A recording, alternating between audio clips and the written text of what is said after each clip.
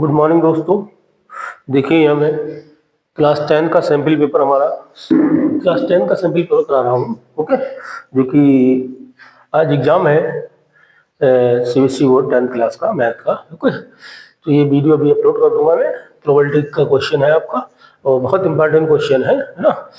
बिल्कुल selected question करा रहा हूँ मैं, जितने भी क्वेश्चन करा रहा हूँ ये आने ही आने हैं आपको। ओके, तो बेस्ट ऑफ लक सभी को, बहुत बहुत शुभकामनाएं और सही से पेपर करके आएंगे, अच्छे से पेपर करके आएंगे। ओके, तो यहाँ पे देखिए हमारा क्वेश्चन प्रोबेबिलिटी का क्वेश्चन है। क्या कह रहा है?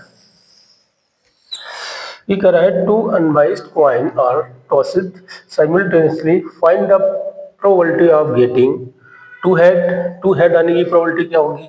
ठीक है, फिर दूसरा है वन हेड आने की प्रोबेबिलिटी क्या होगी, वन टेल आने की प्रोबेबिलिटी क्या होगी, वन टेल।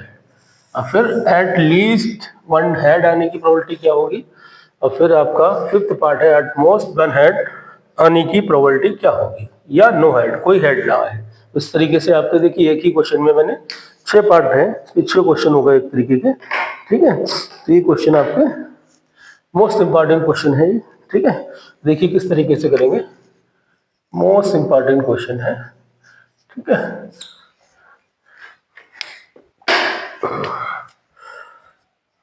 ठीक है, टू कॉइन है ना। जब टू का अनवाइस कॉइन को टॉस करेंगे, अनवाइस कॉइन क्या होता है, जिसमें एक तरफ हेड होता है एक तरफ टेल होता है। ओके, तो इसकी जो सैंपल स्पेस बनेगा, मैं डायरेक्ट सैंपल स्पेस लिख देता हूँ, शॉर्टकट में समझाता हूँ आपको। ऐसा नहीं है क्लास 10 के लिए ही इंपॉर्टेंट है, तो प्रोबेबिलिटी तो हर कंपटीशन में आती है आपकी, है ना। प्रोबेबिलिटी जो है हर कंपटीशन में आएगी, चाहे वो रेलवे का एग्जाम हो, चाहे टीजीटी पीजीटी का एग्जाम हो। ठीक है, किसी का भी एग्जाम हो, ये प्रोबेबिलिटी के क्वेश्चन आते ही आते हैं। ओके, सैंपल स्पेस क्या होगा ये देखिए। देखिए जब टू कॉइन को टॉस करेंगे सैंपल स्पेस ही होगा डबल हेड, या दोनों में दो कॉइन ऐसे टॉस किए तो दोनों में हेड गिर सकता है। ठीक है, ये सैंपल स्पेस नहीं बनेगा तो क्वेश्चन नहीं होगा आपका। फिर सपोज करो दो कॉइन ऐसे टॉस किया तो एक में हेड आया दूसरे में टेल आ गया, है ना। इस तरीके से हम सैंपल स्पेस बनाते हैं। समझ करिए पहले वाले में टेल आया फिर दूसरे वाले में हेड आ गया, है ना। और फिर हो सकता है दोनों में ही टेल टेल आए, ये पॉसिबिलिटी होगी, है ना। इसे बोलते हैं सैंपल स्पेस, है ना। नंबर ऑफ सैंपल स्पेस क्या हो गया, नंबर ऑफ सैंपल स्पेस कितना हो गया, 4 है। 4 पॉसिबल आउटकम है आपके, 1 2 3 4, ये total number of possible outcome है। एक ही फार्मूले से देखिए क्वेश्चन होते हैं। प्रोबेबिलिटी किसी इवेंट की अगर हम निकालते हैं तो फेवरेबल आउटकम होते हैं upon total number of outcome होते हैं। ठीक है, यही केस है आपका। अब देखिए फर्स्ट केस देखिए। ठीक है, ये तो आपका सैंपल स्पेस आ गया। फर्स्ट केस टू हेड, दो हेड आए तो इसे क्या बोलेंगे, चलिए इवन लिख ले रहा हूँ, है ना। इवन यहाँ लिख देता हूँ क्या है, टू हेड आए, है ना। टू हेड, तो टू हेड क्या आएंगे, मतलब ये आएंगे आपके टू हेड। क्लियर, समझ में आ गया ना। यहाँ तो देखिए वन हेड है वन टेल है, one head one tail, tail head है फिर टेल टेल है, तो ईद हो गए, तो इसे बोलते हैं फेवरेबल नंबर ऑफ आउटकम। ठीक है, तो इसकी मतलब प्रोबेबिलिटी सपोज करिए इवन की निकाल ली है, तो इवन को हमने क्या ले लिया, टू हेड, है ना। तो आपका पहले ये लिख देता हूँ, चलिए number of even, favourable number of outcome कितनी है, वन है आपके। ठीक है, अब प्रोबेबिलिटी निकालती है, किसकी निकालनी है, इवन की निकालनी है ना। कुछ नहीं लिखना, बहुत शॉर्ट में समझा रहा हूँ मैं। ठीक है, तो बिल्कुल इसी तरीके से क्वेश्चन का आप करेंगे, कभी गलत नहीं होगा आपका। ओके, तो ये फार्मूला होता है फेवरेबल नंबर ऑफ आउटकम, मतलब इवन हो गया आपका नंबर ऑफ इवन, फिर टोटल नंबर ऑफ आउटकम और नंबर ऑफ सैंपल स्पेस हो गया। तो नंबर ऑफ इवन में कितने हैं, वन है, और टोटल कितने हैं, 4 है, तो 4 वन अपॉन 4 प्रोबेबिलिटी होगी। और ये ध्यान रखिए किसी इवेंट की प्रोबेबिलिटी 0 से 1 के बीच ही लाई करती है, 0 से छोटी नहीं होगी, 1 से बड़ी नहीं होगी। क्लियर, ये ध्यान रखिए। और किसी इवेंट की प्रोबेबिलिटी नेगेटिव में नहीं होगी। ओके, ठीक है, ये ध्यान रखिए। ठीक है, तो ये फर्स्ट पार्ट आपका कंप्लीट हो गया। देखिए सेकंड पार्ट देखिए यहाँ पे। ठीक, सैंपल वन टू हेड का तो बता दिया मैंने ना। इसके बाद क्या करा, वन हेड आए, है ना। तो वन हेड आए, इसको हम E2 लिख लेते हैं ना, E2 यहाँ लिख देते हैं क्या, वन हेड आने की प्रोबेबिलिटी। तो वन हेड देखिए कहाँ कहाँ आ रहा है, ये तो टू हेड आ गए, वन तो हेड टेल आएगा या टेल हेड आएगा, है ना। तो इसके तो नंबर ऑफ E2, ये कितने हो गए, 2 हो गए। अब रिक्वायर्ड प्रोबेबिलिटी निकालेंगे, प्रोबेबिलिटी ऑफ E2। E2 का मतलब टू हेड आने की प्रोबेबिलिटी क्या होगी, तो वही फार्मूला कि number of E2 upon number of sample space. तो नंबर ऑफ E2 में कितने एलिमेंट है, 2 है, और टोटल कितने हैं, 4 है, तो कितना हो जाएगा, 2 1 जा 2 2 जा 4, कितना आंसर आया आपका 1/2। ठीक है, देखिए सारे क्वेश्चन मतलब किस बिल्कुल आसान तरीका बताया मैंने। ठीक है, सबसे सिंपल मेथड है ये। ठीक है, कोई भी क्वेश्चन आए प्रोबेबिलिटी का, इस तरीके से आप क्वेश्चन को कर दीजिए। ठीक है, थर्ड पार्ट देखिए, थर्ड पार्ट यहाँ करा दे रहा हूँ मैं।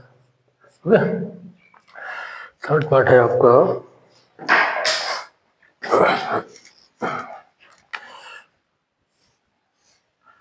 चलिए थर्ड पार्ट देखिए। थर्ड क्या है, इसको हम E3 लिख लेते हैं। ठीक है, E3 है ना, क्या है, 1 टेल आने की प्रोबेबिलिटी फाइंड करिए। तो 1 टेल, अब देखिए 1 टेल कहाँ कहाँ आ रहा है ना, ये सैंपल स्पेस का आपका 1 टेल ये आ रहा है आपका, है ना, हेड टेल, और फिर टेल हेड, ये आ रहा है आपका 1 टेल। ओके, तो नंबर ऑफ E3 में कितने एलिमेंट हैं, कितने, 2 ही तो है। अब इसकी प्रोबेबिलिटी निकाल लीजिए, रिक्वायर्ड प्रोबेबिलिटी क्या होती है, किसकी निकालनी, E3 की। तो नंबर ऑफ E3 में कितने एलिमेंट है, और total number of sample space में कितने एलिमेंट है। क्लियर, बस चलिए देखिए, इसमें 2 है, अपॉन 4 है टोटल, काट दीजिए, 2 1 जा 2 2 जा 4, कितना आया 1/2। ठीक है, चलिए चलिए नेक्स्ट पार्ट देखिए, 4 वाला पार्ट, फोर्थ पार्ट देखिए। चलिए फोर्थ क्या है आपका, उधर है देखिए, एट लीस्ट वन हेड, ये मोस्ट इंपॉर्टेंट है देखिए, एट लीस्ट और एट मोस्ट का क्वेश्चन आपका आता ही आता है, किसी भी कंपटीशन में ले लीजिए आप। ठीक है, हर कंपटीशन में question at least at most का मिलेगा, ये दोनों पार्ट मोस्ट इंपॉर्टेंट है आपको। ठीक है, चलिए इसको ध्यान से समझना। देखिए क्या है, इसको हम E4 लिख लेते हैं, E4 क्या है, एट लीस्ट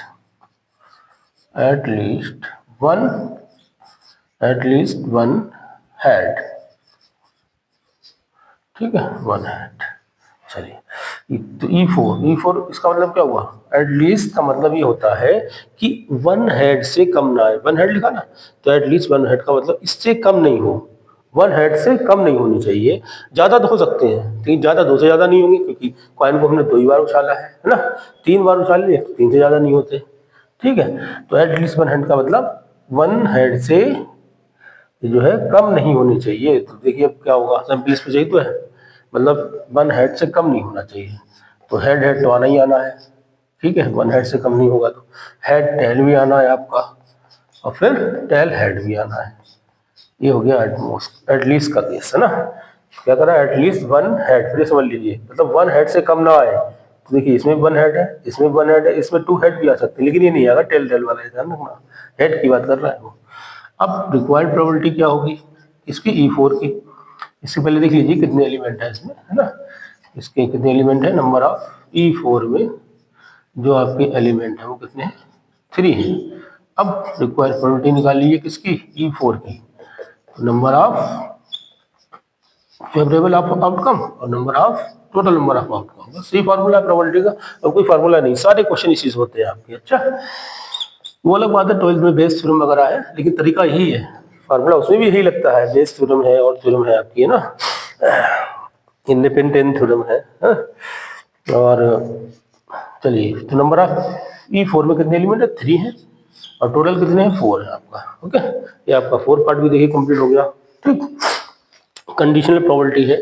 ठीक है, प्रोबेबिलिटी के बहुत क्वेश्चन है लेकिन 12th में, लेकिन बेस ये करने का फार्मूला यही रहेगा, फार्मूला चेंज नहीं होता प्रोबेबिलिटी का कभी भी। चलिए अब आपका फिफ्थ पार्ट आ जाइए, ये है फिफ्थ पार्ट।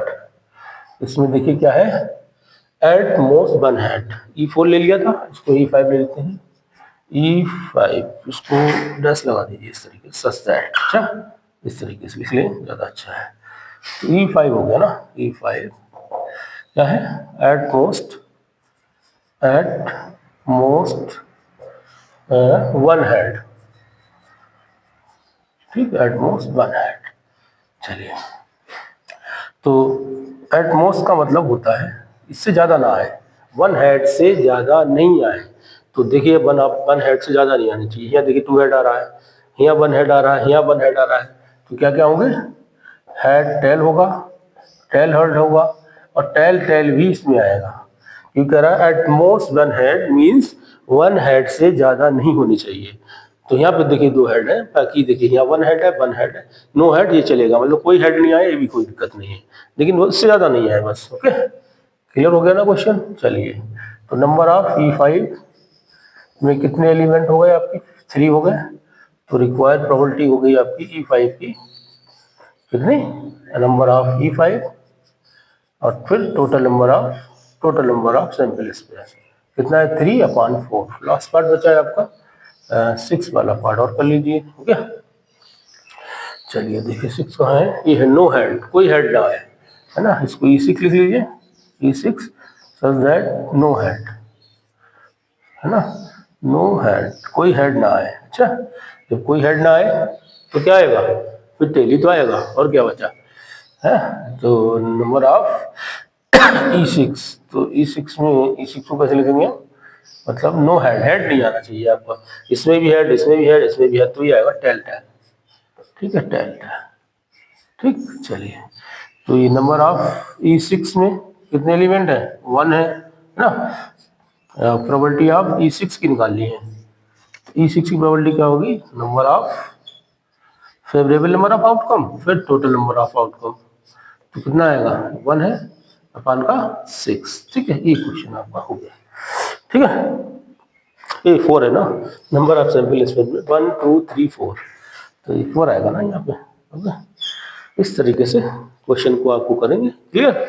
ये क्वेश्चन मोस्ट इंपॉर्टेंट क्वेश्चन मैंने आज कराया। देखिए एक ही क्वेश्चन में मैंने 6 पार्ट बता दिए, ताकि अगर इस टाइप का क्वेश्चन आए तो भी आप कर लोगे, एट लीस्ट 1 हेड वाला, एट मोस्ट 1 हेड वाला आए तो भी आप कर लोगे। ठीक है, ये सारे क्वेश्चन जो करा रहा हूँ इंपॉर्टेंट है। ठीक है, तो आपके जो भी फ्रेंड लोग हैं उनको हमारी वीडियो को सेंड करिए, ताकि वो भी लोग इसका फायदा उठा सकें। ठीक है, हमारे चैनल को लाइक करिए, सब्सक्राइब करिए, शेयर करिए, या कोई भी प्रॉब्लम है उसको कमेंट में सेंड कर दीजिए। Okay, best of luck. आज पेपर है, आप ध्यान से करेंगे। Okay, best of luck, thank you, have a nice day.